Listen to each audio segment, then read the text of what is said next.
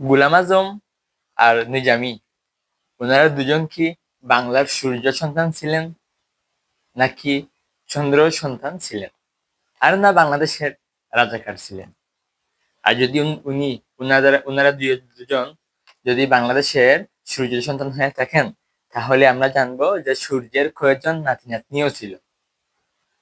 যেহেতু ওনারা সূর্যের সন্তান, তাহলে জানবো যে সূর্যের কয়েকজন নাতি এবং নাতনিও ছিল। তো চলুন মূল বিষয়ে যাওয়া যাক। শহীদ বুদ্ধিজীবী দিবসে পাবনায় এক ইনস্টিটিউটে, একটা শিক্ষা প্রতিষ্ঠানে পাবনায় 14 ডিসেম্বর শহীদ বুদ্ধি দিবস, সবাই জানেন। সেখানে একটা অনুষ্ঠান হয়েছিল শহীদ বুদ্ধি দিবস উপলক্ষে। তো সেখানে যেহেতু একটা শিক্ষা প্রতিষ্ঠান, সেখানে সব দলীয় ছাত্র ছিল, শিবিরেরও ছিল, এমন কি ছাত্র দলেরও ছিল, এবং সাধারণ শিক্ষার্থীও সেখানে উপস্থিত ছিল। এখন শিবিরের এক কর্মী বক্তব্য দেওয়ার সময় তিনি বলেন, বক্তব্যের শুরুতেই তিনি স্মরণ করেছেন বুদ্ধিজীবীদেরকে, আমাদের যে শহীদ বুদ্ধিজীবী যাদেরকে পাকিস্তানি বাহিনীরা হত্যা করেছিল একসাথে, এবং স্মরণ করেছেন সাথে সাথে যে ওনার স্পিচ হচ্ছে, ওনার নেগেটিভ হচ্ছে যে স্মরণ করছি বাংলার সূর্য সন্তান গোলাম আজম এবং নিজামীকে। এটা শুনে সেখানে সব ছাত্ররা হট্টগোল শুরু করে দিল, এবং অনুষ্ঠান সেখানেই বানচাল হয়ে গেল, অনুষ্ঠান নষ্ট ক্যান্সেল হয়ে গেল। এমনকি উভয় পক্ষ, শিবির এবং সাধারণ শিক্ষার্থীরা সেই হলের মধ্যেই মিছিল দেওয়া শুরু করলো। শিবিরের লোকেরা নারায়ে তাকবীর, আল্লাহু আকবার দিয়ে স্লোগান শুরু করে দিল, আওয়ামী লীগের দালাল বলে ঠেক দিয়ে দিল। আর সাধারণ শিক্ষার্থীরা যে জামাত শিবির রাজাকার, এই মুহূর্তে বাংলা চার, এই দুই স্লোগান দিয়ে ওনারা দুপক্ষের মধ্যে মৌখিক যে সংগ্রাম হয়, সেটা ওই হলের মধ্যে হয়েছে। তো মূল বিষয়টা ছিল যে গোলাম আজম আর নিজামীকে নিয়ে ওনাদেরকে জাতির সূর্য সন্তান, অর্থাৎ বাংলাদেশের সূর্য সন্তান বলায়। কারণ ওনারা খেপেন কেন সাধারণ শিক্ষার্থী?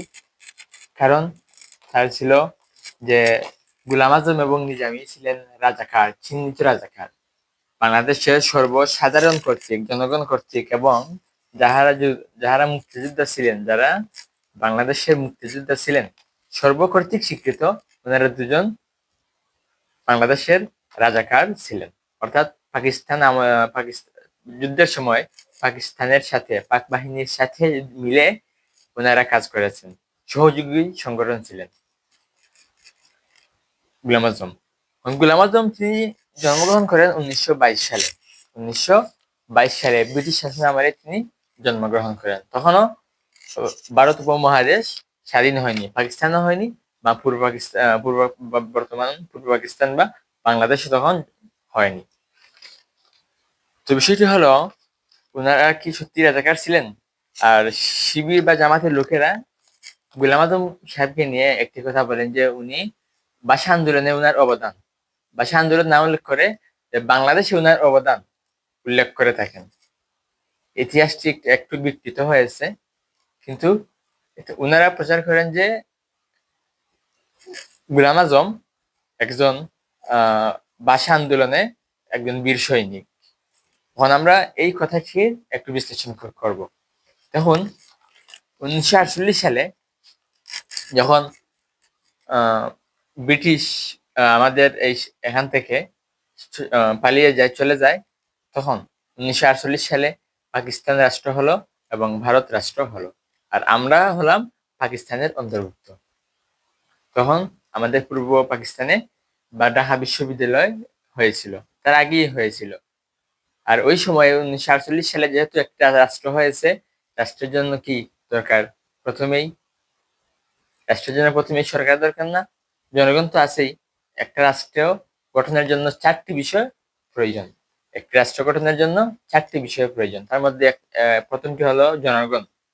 তো পাকিস্তানের কি পূর্ব পাকিস্তান, পশ্চিম পাকিস্তান, উভয়টার কি জনগণ ছিল না? ছিল। তো এটা গেল।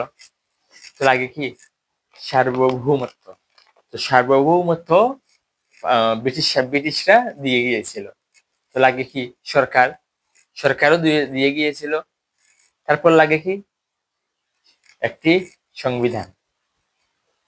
একটি সংবিধান যখন সংবিধানের প্রশ্ন উঠলো তখন সংবিধান লেখার জন্য প্রশ্ন উঠলো তখন ভাষার জন্য একটি দ্বন্দ্ব শুরু হয়ে গেল পূর্ব পাকিস্তান এবং পশ্চিম পাকিস্তানের মধ্যে।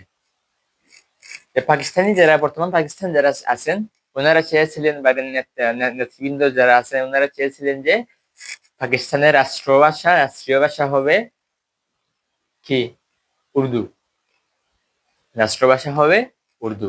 আর পূর্ব পাকিস্তান অর্থাৎ বাংলাদেশের এখনকার বর্তমান বাংলাদেশে যারা নেতাকর্মী ছিলেন তখন তাদের দাবি ছিল হ্যাঁ উর্দু থাক, কিন্তু আমরা পূর্ব পাকিস্তানের জনগণ তো কম নই, কয়েক কোটি ছিলাম, তাহলে আমাদেরকেও আমাদের ভাষাকেও মর্যাদা দেওয়া হোক। রাষ্ট্রীয় ভাষার সাথে পাশে রাষ্ট্রীয় ভাষা দুটি ঘোষণা করা হোক, উর্দু এবং বাংলা এই দুটিকে রাষ্ট্রভাষা হিসাবে ঘোষণা করা হোক। এটা ছিল মূল দাবি আমাদের বাংলাদেশে। তখন কিন্তু রাষ্ট্র বিভাজনের অর্থাৎ এই যে বাংলাদেশ পাকিস্তান দুটি রাষ্ট্র হয়েছে এই রাষ্ট্র বিভাজনের তখন কোনো প্রশ্নই উঠেনি। তখন শুধু ভাষা নিয়ে আন্দোলন শুরু হয়েছিল। এরা যখন আমাদের পক্ষ থেকে অর্থাৎ বাংলাদেশের পূর্ব পাকিস্তান পক্ষ থেকে বাংলাদেশের পক্ষ থেকে সেখানে জানানো হলো, আবেদন করা হলো, ওনারা এটাকে নাকচ করে দিলেন, ক্যান্সেল করে দিলেন যে না, পাকিস্তানের রাষ্ট্রভাষা একমাত্র শুধু উর্দুই হবে। এইটা থেকেই মূলত ভাষা আন্দোলন শুরু। 1948 সালে ঢাকা বিশ্ববিদ্যালয়ে গুলাম আজম ছিলেন ঢাকা বিশ্ববিদ্যালয়ের সাধারণ সম্পাদক জিএস। এটা মনে রাখবেন, এটা কিন্তু অনেকেই জানেন না, এটা কিন্তু অনেকেই জানেন না। গুলাম আজম 1948 সাল থেকে 1949 সাল পর্যন্ত তিনি ঢাকা বিশ্ববিদ্যালয়ের সাধারণ সম্পাদক ছিলেন। সেই স্থান অনুযায়ী অর্থাৎ ওনার যে পদ অনুযায়ী ভাষা আন্দোলনে উনি প্রত্যক্ষ হোক বা পরোক্ষ হোক ভাষা আন্দোলনে উনি যোগ দিতে বাধ্য হয়েছিলেন, বা ওনার মন থেকেই তিনি ওই আন্দোলনে যোগ দিয়েছেন। যে 52 যে আন্দোলন হয়েছে তখন তো তিনি সেখানেই ছিলেন, তার মানে তিনি সেখানে ভাষা আন্দোলনে উপস্থিত ছিলেন। এটাকে জামাত শিবিরের লোকেরা বলে বাংলাদেশ গঠনে ওনার বিরাট অবদান। এটা কিভাবে হয়? এটা আমার প্রশ্ন থাকলো জামাত শিবিরের লোকদের কর্মী এবং নেতা কর্মীদের কাছে, যেটা কেমনে হয়, যখন এক রাষ্ট্র বিভাজনের প্রশ্নই উঠেনি তখন বাংলাদেশ প্রতিষ্ঠায় ওনাদের কিসের অবদান, গোলাম আজম সাহেবের কিসের অবদান থাকবে? বলবেন ভাষা আন্দোলনে ওনার অবদান ছিল। হ্যাঁ, এটা ঠিক।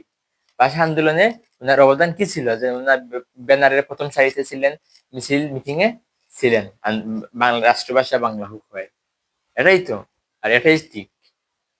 এটা কিন্তু সবাই আবার মনে রাখবেন।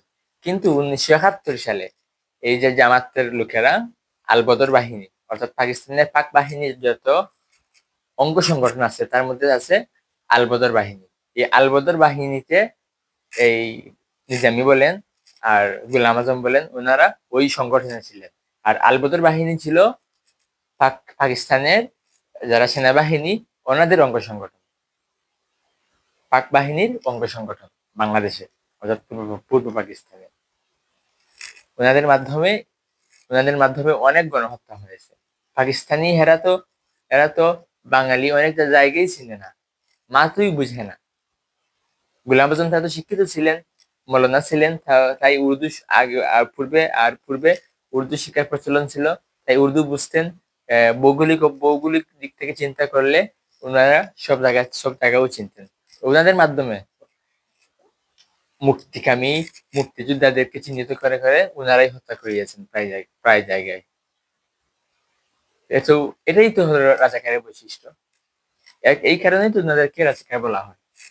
আর যদি ওনারা ওই সময়ে পূর্ব পাকিস্তান বাংলাদেশের যে বিরোধিতা করেছেন, মানবতা বিরোধী কাজ করেছেন, তাহলে এই মানবতা বিরোধী যে মানুষগুলো করলো ওনাদেরকে কোন সাহসে কোন মুখে জাতির বাংলাদেশের সূর্য সচেতন বলা হয়? একটু লজ্জা লাগে না? ন্যূনতম কি লজ্জা নেই? যে ওনাদেরকে বাংলাদেশে সূর্য সন্তান বলে আখ্যা দেওয়া দেন আপনারা।